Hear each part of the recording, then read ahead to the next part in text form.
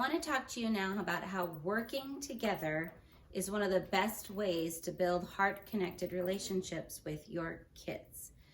Now, a lot of people right now are going to have a sense of anxiety because school is stopped, and one of those pressures that we regularly feel is this sense of making sure our kids are keeping up with their academics.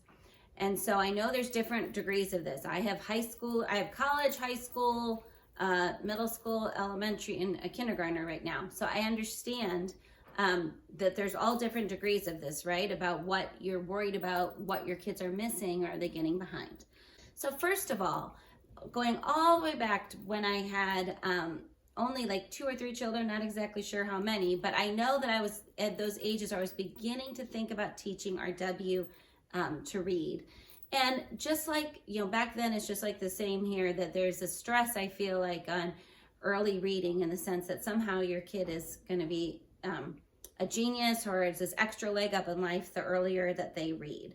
So I was feeling that pressure as a new mom, just like anybody else does.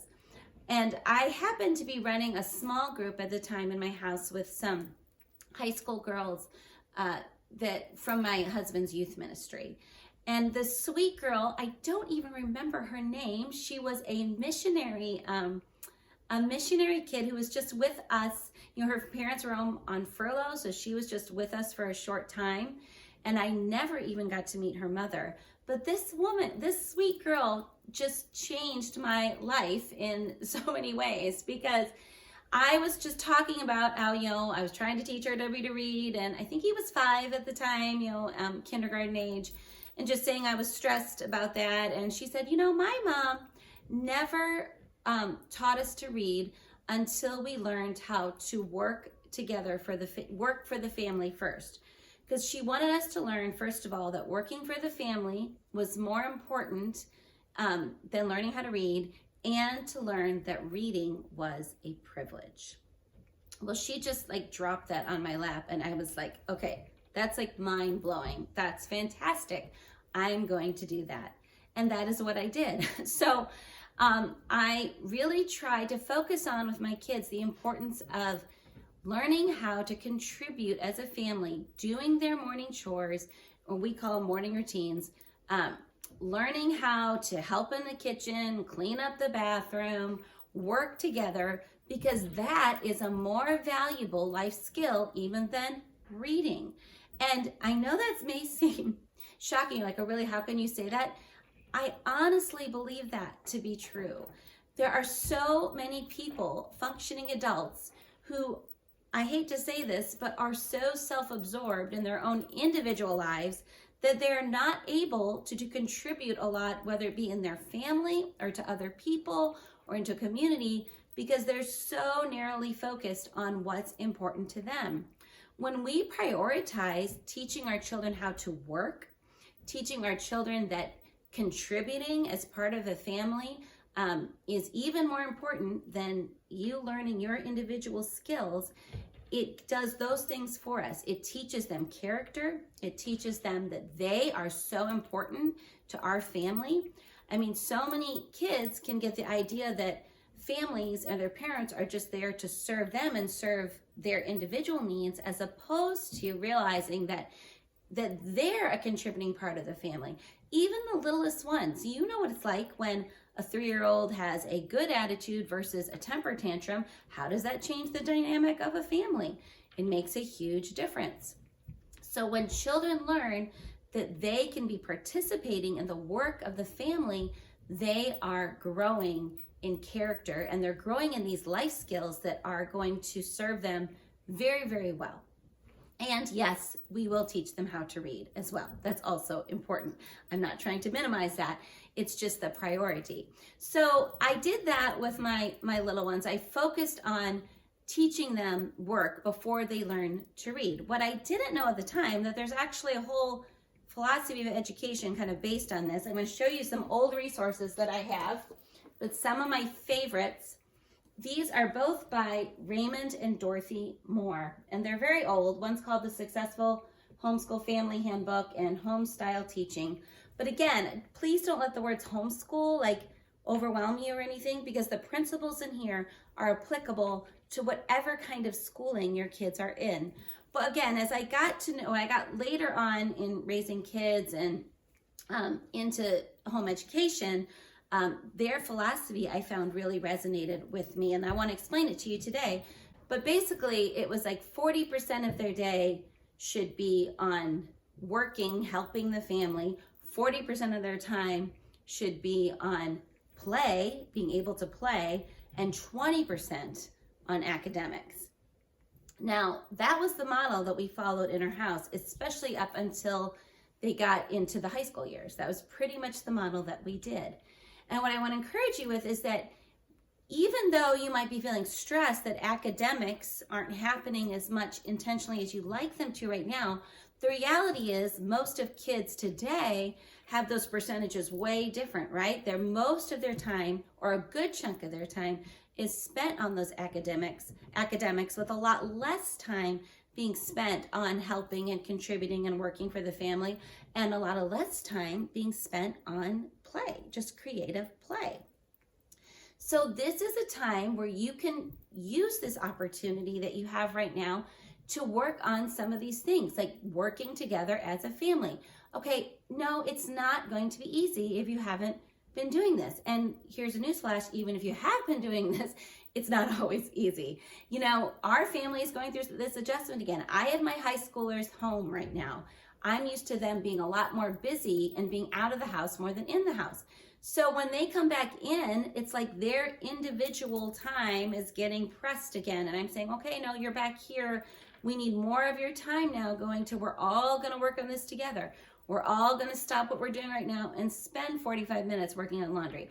Laundry is a constant chore in my house that absolutely never gets done because it's like my least favorite thing to do. But these things but that is a good use of your time. And it's okay if academics are put a little bit more on the back burner right now. You will have time to get that done, but focus on thinking of ways to work together as a family. Working together as a family builds heart connection. How many of you have ever been on a missions trip? Okay, I've led many missions trips in my time. And what happens on a mission trip when you take a group of people, typically we would be taking high schoolers, and you take them out somewhere and you work for 2 weeks? I'm telling you, those relationships become extremely strong and well bonded. So why don't we take that same kind of thinking and realize that working together as a family bonds our heart-connected relationships together? And there's lots of ways that we can work. There's work that's in the house. There's work that's for our neighbors. That's work for other people in needs. It could be making a dinner for another family. There are lots of different things. But I know for us, one of the main things that needs to happen is just our kids need to know that the work of the household doesn't just lie on mom and dad. The work of the household needs to lie on everybody in that household. And as we work together, we build those heart-connected relationships together. And when I talk to you about the mores and that philosophy of education, and this kind of reads into my next thing about laughing together, but I just want to go back to those percentages when they talked about teaching your children to work together for a good portion of the day, play together, and then the academics, which is the lowest amount of time. One thing that I found that someone gave me this advice, which I really, really appreciated, that if my kids were happily playing together, especially if they were doing Legos or something creative or even a board game, I remember a mom telling me, never interrupt your kids happily playing together, because that is building, again, relationship. And I want that more than I need them to do a couple pages in their school books right now, or to get that math lesson done right now. So I have found, and this might be helpful for you, if they're working together with a good attitude, I reward them with giving them free time to play together with a good attitude. And then we might go do some academics after that. But think about those things. Think about the fact that you have a different time to set different priorities in your house. And I was reminded of this in Ecclesiastes. Let me read this to you. It says in Ecclesiastes, there's a time to be born and a time to die, a time to plant and a time to uproot what is planted, a time to kill and a time to heal, a time to tear down and a time to build up, a time to weep and a time to laugh, a time to mourn and a time to dance, a time to throw away stones and a time to gather stones, a time to embrace and a time to refrain from embracing. I think we can all relate to that one right now. A time to search and a time to give up as lost. A time to keep and a time to throw away. A time to tear apart and a time to sew together. A time to keep silent and a time to speak. A time to love and a time to hate. A time for war and a time for peace. He has made everything beautiful and appropriate in his time. So what is the Lord telling you right now to do with your time? What is this time going to be for you? Remember that God is working and that we can trust him, that he is a good God, and he has special things for us in this time.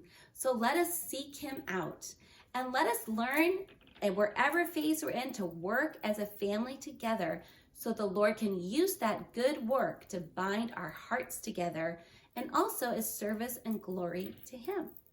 Okay, God bless you. And next time I'll be talking about laughing with your children. That's probably going to be my favorite.